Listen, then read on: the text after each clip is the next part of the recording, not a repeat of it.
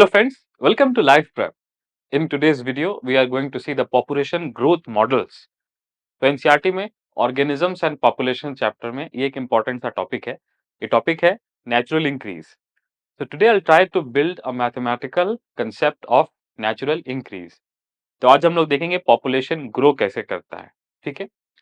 तो सबसे पहले एक एरिया के पॉपुलेशन को मेजर करने के लिए जो क्वांटिटी एनसीईआरटी में दी है वो क्वांटिटी है पॉपुलेशन डेंसिटी. तो सबसे पहले तो मैं ग्राफ पे क्वांटिटी लिख देता हूं. वर्टिकल एक्सिस पे वो क्वांटिटी क्या है? Population density. सिंप्लिसिटी के लिए आप ऐसे समझ लो, एक एरिया में जो पॉपुलेशन है उसको क्या बोलते हैं? उस एरिया का पॉपुलेशन डेंसिटी. जैसे एक स्क्वायर किलोमीटर के एरिया में 1000 लोग हैं, तो उस स्क्वायर किलोमीटर का पॉपुलेशन डेंसिटी क्या हो गया? 1000. ठीक है. और इसके लिए सिंबल हम लोग क्या यूज करते हैं? इसके लिए सिंबल यूज करते हैं एन. ठीक है. और जनरली नेचुरल इंक्रीज, पॉपुलेशन का जो इंक्रीज है वो हम लोग कैसे मेजर करते हैं? टाइम के अगेंस्ट मेजर करते हैं. तो उस एरिया में जो पॉपुलेशन डेंसिटी है वो वक्त के साथ बढ़ रही है. आज एक स्क्वायर किलोमीटर में 1000 पॉपुलेशन डेंसिटी है, कल वो बढ़ के 1200 हो जाएगी, फिर वो बढ़ के after some period of time वो बढ़ के 1200 हो जाएगी, वो बढ़ के 1500 हो जाएगी, एंड गॉड नोज व्हाट. ठीक है. चलो, ये सिचुएशन है. सो नेचुरल इंक्रीज, बहुत से सवाल दिमाग में आने चाहिए. मेरे सवाल में मेरे दिमाग में मेरे सवाल में दिमाग नहीं, दिमाग में जो पहला सवाल आ रहा है वो ये आ रहा है कि इंक्रीज क्यों बोल रहा है? Why we are calling it as increase? Why can't population, cannot population just decrease? Of course population decrease भी हो सकता है किसी कैटाक्लिज्मिक इवेंट्स की वजह से, या फिर ऐसे भी डिक्लाइन इन फर्टिलिटी की वजह से, किसी भी कारणवश पॉपुलेशन कैन आल्सो डिक्रीज. लेकिन इन जनरल जो इननेट टेंडेंसी है पॉपुलेशन की वो बढ़ने की है. ठीक है. सो हम लोग क्या मेजर करेंगे? यहाँ पे इंक्रीज मेजर करेंगे. सो इसलिए हम लोग इसको पॉपुलेशन के इंक्रीज के रिस्पेक्ट में पढ़ रहे हैं. मतलब in general population of things increases. Of course population can also decrease. Population decrease कब होगा? जब बर्थ रेट से ज्यादा डेथ रेट होगा. सो पॉपुलेशन डिक्रीज करेगा. ठीक है. एनीवेज, धीरे धीरे समझते हैं आगे को. तो सबसे पहली चीज हम लोग जो समझनी चाहिए वो क्या समझनी चाहिए? Birth rate. ठीक है. Birth rate. और इस मॉडल में हम लोग बर्थ रेट पर कैपिटा लेते हैं. क्या लेते हैं? Per capita. अब मैं अक्सर भूल जाता हूं कि per capita is in a different language. English में इसको आप ऐसे बोल सकते हो, पर हेड. जैसे एक पर्सन पे कितने लोग बॉर्न हुए पॉपुलेशन में. जैसे 1000 लोग हैं और मान लो 100 बर्थ हुए गिवन टाइम में. सो पर कैपिटा कितना हो जाएगा? 100 डिवाइडेड बाई 1000. ठीक है. तो पर पर्सन 0.1% बॉर्न हुआ. ठीक है. तो उसको हम लोग क्या बोलेंगे? Birth rate. In fact I should just use the singular word birth rate और पर कैपिटा. ठीक है. इसके लिए हम लोग सिंबल क्या यूज करते हैं? इसके लिए सिंबल यूज करते हैं small b. Similarly death rate. ठीक है. और इसको भी इस मॉडल में हम लोग कैसे मेजर करते हैं? Per capita. Death rate per capita. और इसके लिए सिंबल क्या यूज करते हैं? Small D. ठीक है. सो नेचुरल इंक्रीज, जिसको हम लोग आर भी बोलते हैं, आर का पूरा बहुत बड़ा सा फ्रेज है, डिस्क्रिप्टिव फ्रेज है. इसको बोलते हैं इंट्रिंसिक रेट. क्या बोलते हैं बेटा? Intrinsic rate. Intrinsic rate of natural increase. इसका नाम क्या है? Intrinsic rate of natural increase. ठीक है. तो जिसको हम लोग आर बोलते हैं, ये बेसिकली क्या हो जाएगा? Birth rate minus death rate per capita. So मैं एक बार फिर से जो अभी तक मैंने बताया वो बोल देता हूं. सो जनरली पॉपुलेशन को हम लोग आइडियलाइज करके पॉपुलेशन की ग्रोथ पढ़ते हैं. पॉपुलेशन ग्रोथ कब होगा? जब उसका बर्थ रेट ज्यादा हो.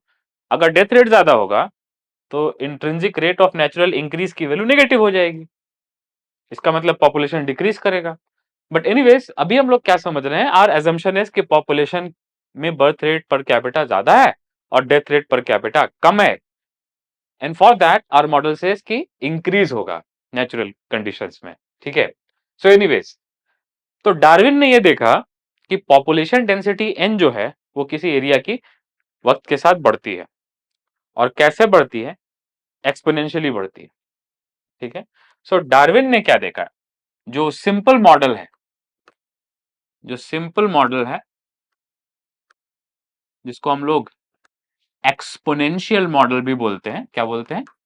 Exponential model, let me also call it geometric model. So पहला मॉडल क्या है? एक्सपोनेंशियल मॉडल क्या है? जियोमेट्रिक मॉडल क्या है? बाय द वे ये किसके समय से है? ये डार्विन के समय से है, चार्ल्स डार्विन के टाइम से। सो डार्विन्स टाइम, ये भी मैं लिख दे रहा हूं, मैं कुछ छुपा नहीं रहा हूं तुमसे। डार्विन्स के टाइम में, चार्ल्स डार्विन के टाइम में, वो famous evolutionary biologist, no one in biology is as famous as Darwin.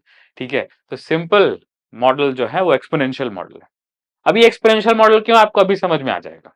ठीक है, वो इसलिए है क्योंकि small change in population density with respect to time, मतलब थोड़ा सा अगर टाइम चेंज हुआ, take a small element of time dt, और उसमें जो पॉपुलेशन डेंसिटी चेंज हुआ, let us call it dn। ठीक है, तो small change in population density for small change in time interval, इसकी जो वैल्यू आती है, ये किसके बराबर आती है? rn के बराबर आती है। एक बार फिर से देखो, यही मेन है। देखो, पहली चीज आप नहीं समझोगे तो आगे का कुछ नहीं समझ में आएगा, इसलिए इसी को समझो पहले। ये क्या है? ये small change in population density with small change in time है। इसका मतलब this is like saying instant increase, instantaneous increase, या फिर instantaneous rate of increase of population density. तो ये क्या है? ये है instantaneous, instantaneous in the sense छोटे समय में जो होता है उसको इंस्टेंटेनियस बोलते हैं फिजिक्स में। ठीक है, सो कोई बात नहीं। इंस्टेंटेनियस इंक्रीज, थोड़े समय में होने वाला increase in population density, instantaneous increase in population density. याद रखना dn बाई dt, ये जो पूरा पैरामीटर है, आई मीन ये पूरा पैरामीटर, ये पॉपुलेशन डेंसिटी नहीं है, ये इंक्रीज इन पॉपुलेशन डेंसिटी या फिर चेंज इन पॉपुलेशन डेंसिटी, ये better call it change in population density. ठीक है, अब हम लोगों ने इसको b ग्रेटर देन d माना है, तो इंक्रीज लिखा है मैंने। अब नोटिस करो ये किसके बराबर है? ये बराबर है, एक कांस्टेंट है टाइम्स पॉपुलेशन डेंसिटी। इसका मतलब increase in population density is proportional to population density. अरे देखो ना, ये क्या हो गया? Delta x is proportional to x. इसका मतलब greater the x, greater the value of delta x, है कि नहीं है? सो इसी से मिलता जुलता एक मॉडल हम लोग निकाल सकते हैं। Increase in population is equal is increasing with population at that time. इसका मतलब अगर एक समय पर पॉपुलेशन 1000 है तो उसमें इंक्रीज स्लो होगा, और दूसरे समय पे पॉपुलेशन अगर 2000 है तो उसमें इंक्रीज भी ज्यादा होगा। सो डेफिनेटली हम लोग किस तरफ जा रहे हैं? एक्सपोनेंशियल इक्वेशन की तरफ जा रहे हैं। एक बार फिर से, dn by dt, increase in population density is proportional to population density. तो मेन तो आइडिया ये है, एक्सपोनेंशियल ग्रोथ का मेन आइडिया क्या है? dn by dt is proportional to n। इसका मतलब increase in population density increases with population density. Now अब इसमें इसको इक्वेट करने के लिए कांस्टेंट भी है r, और इस r के बारे में मैं बता चुका हूं, r कुछ नहीं है, r is nothing but b minus D. अच्छा ऐसे समझो, थोड़ा मैथ्स के लैंग्वेज में समझो, तो ऐसे हो जाएगा कि n तो फंक्शन है टाइम का, मतलब वक्त के साथ n चेंज हो रहा है, दैट्स इट। लेकिन इसको चेंज करा कौन रहा है, कितना चेंज होगा वो कौन डिसाइड कर रहा है? r। इसका मतलब intrinsic rate of natural increase, या फिर इंट्रिंसिक रेट जो बोलना चाहो, this is responsible for managing की पॉपुलेशन डेंसिटी वक्त के साथ कितनी ज्यादा बदलेगी। तो इसको आप ऐसे समझ सकते हो, इसके लिए दूसरे तरह से भी लिख सकते हैं, dn by dt is equal to b minus d times n, ऐसे भी लिख सकते हैं, नो प्रॉब्लम। ठीक है, ये वाला I think this is a more popular version. अब जैसे तुमको फिजिक्स में लिखना है तो फिजिक्स में आप ऐसे भी लिख सकते हैं, is equal to mc square, और उसको ऐसे भी लिख सकते हैं, e by m is equal to c square. तो I guess all of you will agree कि first one is more popular, second one is less popular. तो वैसे ही ये वाला जो है ये लेस पॉपुलर है, लेकिन ये वाला मोर पॉपुलर है। ठीक है, सो एनीवेज अब ध्यान से देखो, जो सिंपल मॉडल है जो डार्विन के टाइम से चला आ रहा है वो एक्सपोनेंशियल मॉडल है। ये मॉडल ये कहता है कि increase in population is proportional to population, standing population. Now अब फिर कितना बढ़ेगा उसको इक्वेट करो तो क्या आता है r. Once again this is simple, इसका मतलब ये पूरा इक्वेशन जो है this is equation for simple natural increase या फिर एक्सपेक्टेड नेचुरल इंक्रीज। अब इसको जो बोलना चाहो सिंपल टर्म्स में आप बोल सकते हो। तो इसको बहुत नाम से जाना जाता है, इसको सिंपल मॉडल भी बोलते हैं, एक्सपोनेंशियल मॉडल भी बोलते हैं, डार्विन के टाइम का मॉडल भी बोलते हैं, ज्योमेट्रिक मॉडल भी बोलते हैं। और क्लियरली आप देखो कि when increase is proportional to original value, ठीक है, सो उस केस में कंपाउंडिंग तो होगी, उस केस में एक्सपोनेंशियल ग्रोथ तो होगी। तो ये क्या हो गया, पैरामीटर आ गया आर। ठीक है, सो इसका मतलब ये है कि ये ग्राफ जो है ये एक्सपोनेंशियली ऊपर जाएगा ऐसा, जे शेप्ड। क्या बोलते हैं इसको हम लोग, जे शेप। ये किसका ग्राफ हो गया, dn by d t is equal to r n. और ये ग्राफ कैसे आएगा, जे शेप आएगा। अब इसी सेम इक्वेशन को, ये तो डिफरेंशियल फॉर्म में लिखी है, इसी सेम इक्वेशन को हम लोग एक्सपोनेंशियल फॉर्म में भी लिख सकते हैं। So let us try to convert this differential form of equation into exponential form of equation. ऐसे भी लिख सकते हैं, ठीक है। तो मैं लिख के दिखाता हूं, शायद तुम्हें थोड़ा क्लिक हो जाए।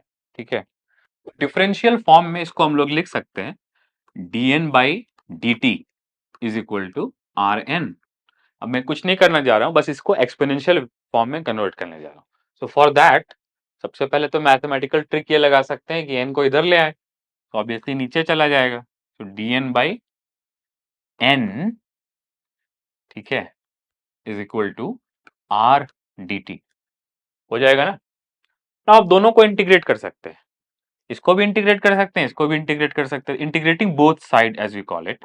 तो इसको इंटीग्रेट करेंगे कहां से कहां, एन नॉट से एन टी की तरफ, ठीक है, या फिर एन नॉट से एन बोल सकते हो इसको, मतलब इनिशियल वैल्यू से लेके फाइनल वैल्यू तक। ठीक है, अब देखो अगर यहाँ पे आप एक इनिशियल वैल्यू ले लो टाइम की और एक फाइनल वैल्यू ले लो टाइम की, फॉर एग्जांपल टाइम 0 से टाइम टी तक, तो यहाँ पे एन की वैल्यू क्या हो जाएगी, एन नॉट से एन टी या n whatever you like to call it. ठीक है, तो इस तरह से हम लोग कर सकते हैं, मैथमेटिकल ट्रिक लगा सकते हैं। सो जब इंटीग्रेट कर रहे हैं, सो डी एन बाई एन, इसको ऐसे भी लिख सकते हैं 1 बाई एन डी एन, लिख सकते नहीं लिख सकते, is equal to r, r तो कांस्टेंट है, बी माइनस डी कांस्टेंट है, और ये क्या हो गया 0 से टी डी टी, हो गया ना। अब इसको सिंप्लीफाई करके अगर लिखना हो तो ये कैसे क्या इंप्लाई करेगा, ये इंप्लाई करेगा, ठीक है, देखो 1/n dn ये होता है ln, नेचुरल लॉग के बराबर होता है, ये आइडेंटिटी सबको मालूम है। लेकिन यहाँ पे nt से n नॉट तक हम लोगों को करना है। सो इसकी वैल्यू आ जाएगी interestingly ln n, ln of n माइनस ln ऑफ n नॉट आ जाएगी ना। और ये इसकी ये तो 0 से t ऑफ dt, तो dt will be just t, तो ये क्या हो जाएगा r t, हो जाएगा नहीं हो जाएगा। Now log a minus log b को आप मालूम है a बाई बी लिखते हो, तो ये क्या हो जाएगा ln n by ln n naught, this will turn out to be rt। ठीक है, और अगर इसको आपको एक्सपोनेंशियल फॉर्म में लिखना है तो उस केस में आप इसको ऐसे लिख सकते हो n by n naught will be equal to e power rt। ठीक है, बेस एक्सपोनेंशियल फॉर्म में कन्वर्ट करोगे, so e power ln will be the normal value और e पावर rt आ जाएगा यहाँ पे। ठीक है, चलो ये हो गया। नेक्स्ट इसी से इक्वेशन आई, क्या इक्वेशन आई, n is equal to n naught e power rt। आप नोटिस करो कि कुछ नहीं है, this is the same equation as the original equation, ये ओरिजिनल इक्वेशन ही है, मतलब यही इक्वेशन ही है, बस इसको हम लोगों ने क्या किया है, सब ऑब्वियसली कुछ आइडेंटिटीज लगा करके इधर उधर करके इसको एक्सपोनेंशियल फॉर्म में लिख दिया है। So these two equation are not different, these two equation are exactly same. और इसी इक्वेशन को हम लोग दूसरे फॉर्म में कैसे लिख सकते हैं, इसी इक्वेशन को दूसरे फॉर्म में इस तरह से भी लिख सकते हैं, you can also write it as और n is equal to n naught e power rt, nt लिखो n लिखो, बात एक ही। ठीक है, तो ये दोनों इक्वेशन ऐसा नहीं है कि डिफरेंट है, these two equations are exactly same. जो नीचे वाली है वो एक्सपोनेंशियल फॉर्म में है और जो ऊपर वाली इक्वेशन है वो डिफरेंशियल फॉर्म में है। ठीक है, इसका मतलब ये जो एलिमेंट है, ये जो एक्सप्रेशन है, ये बताता है increase in the value of n, और ये क्या बताता है, final value of n, which means ये एक इंटीग्रेटेड फॉर्म है और ये एक डिफरेंशियल फॉर्म है। ठीक है, कोई बात नहीं। अब थोड़ा बात कर लेते हैं आर के बारे में। इसका मतलब देखो, आर अगर ज्यादा होगा, बी माइनस डी की वैल्यू अगर ज्यादा होगी, birth minus death per capita की वैल्यू अगर ज्यादा होगी, तो उस केस में गिवन टाइम पीरियड में तेजी से पॉपुलेशन ग्रो करेगा। ठीक है, अब जैसे कि देख रहे हो एक्सपोनेंशियली ग्रो कर रहा है, सो ई पावर आर है ना इसमें। ठीक है, सो अगर आर ज्यादा होगा, सो ई पावर आर टी की वैल्यू क्या होगी, ज्यादा होगी ना। ठीक है, तो उस केस में आप याद रखो, कुछ आर वैल्यूज हम लोगों को याद रखनी है, एनसीईआरटी में दिया है। एक आर वैल्यू दिया है नॉर्वे रैट का। ठीक है, नॉर्वे रैट का आर वैल्यू कितना दिया है, 0.015 दिया है शायद। ठीक है, next, Norway rat is nothing but a rat species. ठीक है, नेक्स्ट दूसरा है एक फ्लॉर बीटल, ये आटे में जो घुन लग जाता है। ठीक है, जो आटे के साथ पिस जाता है, गेहूं के साथ, उसको क्या बोलते हैं, फ्लावर बीटल। और इसकी आर वैल्यू कितनी दी है एनसीईआरटी में, 0.12, which is very high. Next, 0.12 का मतलब है कि अगर 100 लोग हैं, ठीक है, तो उसमें बर्थ माइनस डेथ पर पर्सन का जो डिफरेंस है वो 12 आएगा। इसका मतलब 112 लोग पैदा हो रहे हैं और 100 लोग मर रहे हैं फॉर 100 पॉपुलेशन, तो उसमें वैल्यू कितनी आएगी, 0.12। ठीक है, नाउ अभी एक और हम लोग ले लेते हैं, ह्यूमंस का भी दिया है एनसीईआरटी में। ठीक है, लेकिन याद रखो ये 1981 सेंसस का दिया है और ऑब्वियसली ये ह्यूमंस इन इंडिया का दिया है। ठीक है, ह्यूमंस इन इंडिया का 1981 में अपना सेंसस हुआ था, तो उसमें ह्यूमन का आर वैल्यू आया था। ठीक है, birth minus death which is very theoretical. वो वैल्यू क्या आया था, वैल्यू आया था 0.0205, which is slightly more than Norwegian rat. So our production was more than Norwegian rat. ठीक है, anyways, so तो नॉर्वे रैट की वैल्यू और उसके साथ साथ फ्लावर बीटल, गेहूं में जो घुन लगता है वो, और ह्यूमन इन इंडिया इन 1980 में, 3 आर वैल्यू याद रखना है। और आप समझना कि ये 3 आर, जो आर वैल्यूज होती हैं किसी स्पीशीज की, पहली बात तो ये स्पीशीज स्पेसिफिक होती है। पहली बात ये कैसी होती है, स्पीशीज स्पेसिफिक। और दूसरी बात कि ये जो आर वैल्यूज हैं, ये शो करती हैं कि एनवायरनमेंट का ऑर्गेनिज्म के ऊपर और दूसरे इंटरेक्शन का ऑर्गेनिज्म के रिप्रोडक्शन पे, उसके डेथ पे क्या इफेक्ट है, मतलब पॉपुलेशन डेंसिटी पे क्या इफेक्ट है। इसका मतलब अगर कंपटीशन होगा फॉर एग्जांपल, तो आर वैल्यू कम होने लगेगी। अगर प्रीडेशन होगा तो आर वैल्यू कम होने लगेगी। अगर पैरासाइटिसिज्म बढ़ने लगेगा, आर वैल्यू कम होने लगेगी। ठीक है, वैसे ही अगर बर्थ रेट ज्यादा होगा तो आर वैल्यू बढ़ने लगेगी। So all those factors which increase birth rates are going to contribute to increase in are value. They can be biotic, they can be abiotic. जैसे कि एक्सट्रीम टेम्परेचर, उससे birth rate नहीं बढ़ेगा, उससे birth rate घटेगा और death rate बढ़ेगा। So extremes of temperature, extremes of climate, उस केस में आर वैल्यू कम होने लगेगी। सो ये this is an example of abiotic factor affecting intrinsic rate of natural increase. So ऐसा भी हो सकता है कि कोई एबायोटिक फैक्टर आर वैल्यू को चेंज कर दे, और ऐसा भी हो सकता है कि कोई biotic factor, for example competition, predation, parasitism etcetera, these biotic influences can also cause, या फिर एलियन स्पीशीज इन्वेजन, कुछ भी, they can result in increase और decrease in are value. So एक जो बहुत इंपॉर्टेंट पॉइंट मुझे लगता है जो बताना चाहिए, वो ये बताना चाहिए कि both biotic and abiotic, both biotic and abiotic factors influence R value. Both biotic and abiotic factors influence R value. ये जो intrinsic rate of natural increase है, इस वैल्यू को बायोटिक और एबायोटिक दोनों ही फैक्टर्स इन्फ्लुएंस करते हैं। सो मैंने कुछ नहीं बताया, मैंने आपको दो बातें बेसिकली समझाई है। पहली बात कि पॉपुलेशन डेंसिटी किस तरह से बढ़ती है, और दूसरी बात उसकी एक्सप्रेशंस क्या है। These two are main things. ठीक है, सो बेसिकली मैंने क्या बताया आपको अभी तक कि number of individuals born per person and number of individuals that are dead per person, इसके लिए सिंबल्स क्या है बी एंड डी, और बी माइनस डी के लिए एक पैरामीटर दे दिया आर पैरामीटर। नाउ वक्त के साथ पॉपुलेशन कैसे बढ़ता है, ठीक है, इसके लिए जो ओल्ड गुड ओल्ड मॉडल है वो एक्सपोनेंशियल मॉडल है, और ये मॉडल ये बोलता है कि पॉपुलेशन जे शेप पे बढ़ता है, एक्सपोनेंशियली बढ़ता है, ठीक है। इसको आप आइडियलाइज्ड बोल सकते हो, इसको आप बोल सकते हो एक्सपोनेंशियल ज्योमेट्रिक, डार्विनियन, ठीक है, कि अगर पॉपुलेशन को मतलब रिसोर्सेज लिमिटिंग ना हो, अगर खाना लिमिटिंग ना हो, अगर न्यूट्रिएंट लिमिटिंग ना हो, सो उस केस में कोई भी पॉपुलेशन हो एक्सपोनेंशियली बढ़ता है, ठीक है। अब obviously population of India is increasing, क्यों बढ़ रहा है? Population of Norway rat in the world is increasing, population of several organisms are increasing. तो इसको एक्सप्लेन करना है ना, ह्यूमन का पॉपुलेशन क्यों बढ़ रहा है। ह्यूमन का पॉपुलेशन इसलिए बढ़ रहा है क्योंकि पॉपुलेशन में इंट्रिंसिक एबिलिटी है, इननेट पोटेंशियल है ग्रो करने का, ठीक है। सो डार्विन के टाइम पे आइडिया ये था कि पॉपुलेशन डेंसिटी क्यों बढ़ता है, पॉपुलेशन क्यों बढ़ता है विद टाइम, बिकॉज पॉपुलेशन में इननेट एबिलिटी है बढ़ने की। लेकिन ये थोड़ा सा ट्रिकी है क्योंकि एक्सपोनेंशियली इंडेफिनेटली तो नहीं बढ़ सकता, इसलिए इसके बाद 2001 में साइंटिस्ट आए, उन्होंने बोला कि थोड़ा सा हम लोग लॉजिकल अप्रोच लगाएंगे कि एक्सपोनेंशियली तो नहीं बढ़ सकता, कुछ तो लिमिट होगी, कभी ना कभी तो जाके ऑर्गेनिज्म सेटिस्फाई हो जाएगा, मतलब आई मीन टू से ऑर्गेनिज्म और ज्यादा पॉपुलेशन डेंसिटी नहीं इंक्रीज कर पाएगा जब एनवायरमेंट सैचुरेट हो जाएगा लेटेस्ट से, जब उसका हैबिटेट से सब कुछ सारे रिसोर्सेज यूज होने लगेंगे, जब कुछ बचेगा नहीं। ऑब्वियसली एक 1 स्क्वायर किलोमीटर में कितने ह्यूमन रह सकते हैं? लेट अस से 1 स्क्वायर किलोमीटर में 50 ह्यूमन रह सकते हैं, 100 ह्यूमन रह सकते हैं, 1000 ह्यूमन रह सकते हैं, बहुत ही ज्यादा डेंसली पॉपुलेटेड एरिया है तो और ज्यादा रह सकते हैं।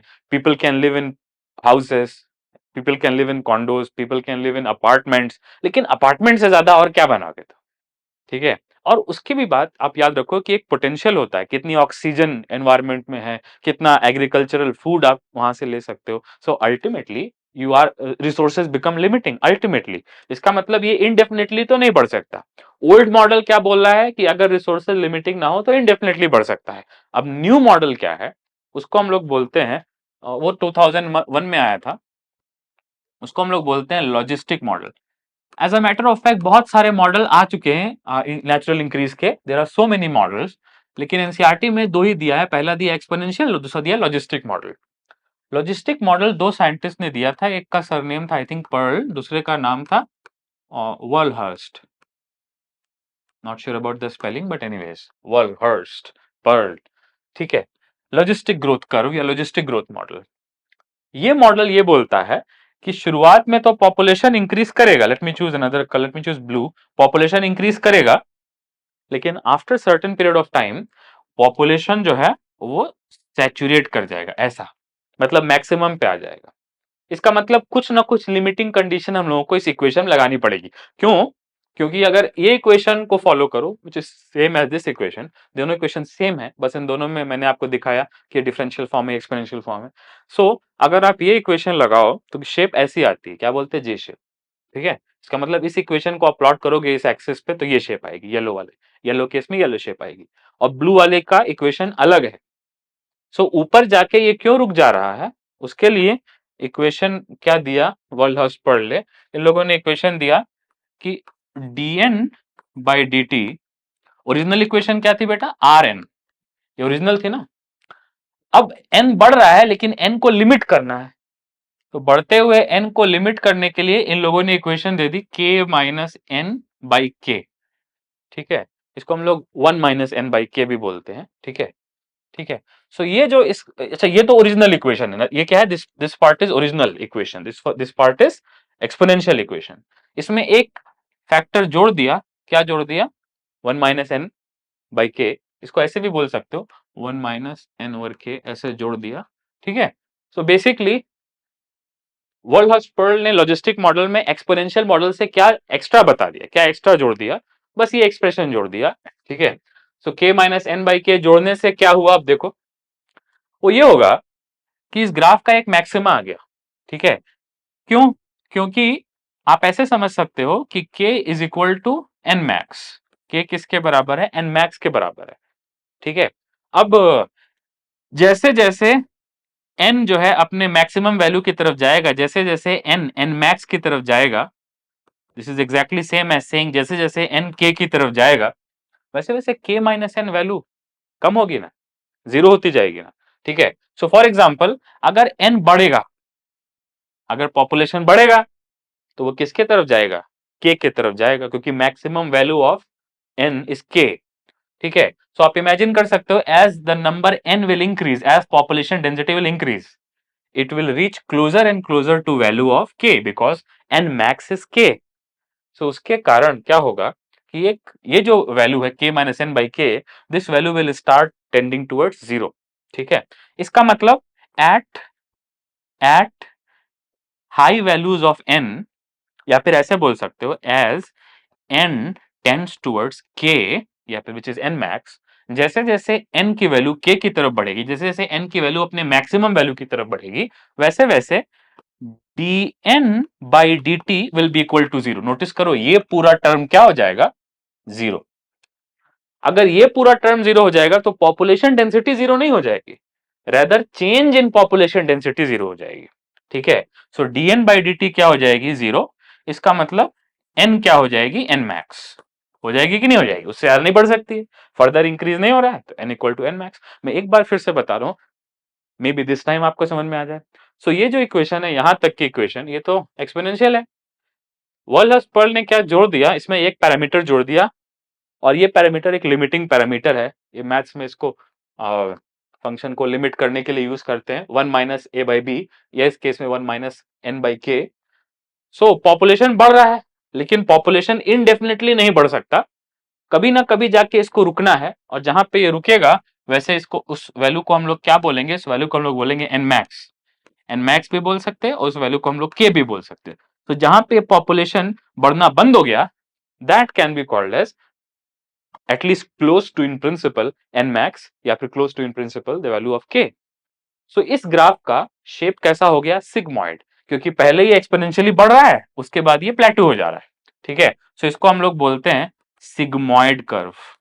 क्या बोलते हैं, ज्योमेट्रिक नहीं बोलते, क्या बोलते हैं, सिग्मॉइड कर्व। और इसकी इक्वेशन हम लोग क्या लिखते हैं, dn by dt is equal to rn, which is exactly same as original differential form of exponential growth. और एक्सपोनेंशियल को लास्ट में लीनियराइज करने के लिए क्या यूज करते हैं, वन माइनस एन बाई के, या फिर अगर पूरा लिखो तो k माइनस एन बाई के। तो आज मैंने आपको समझाया दो चीजों को, पहला कौन सा, नेचुरल इंक्रीज का जो सिंपल मॉडल है, जो अर्ली मॉडल है, जो डार्विनियन मॉडल है, वो एक्सपोनेंशियल ग्रोथ के लिए है। और उसके बाद में क्या आ गया, लॉजिस्टिक मॉडल, विच एक्सप्लेन्स कि देयर इज कैरिंग कैपेसिटी के, which is nothing but maximum value of population density that any habitat supports।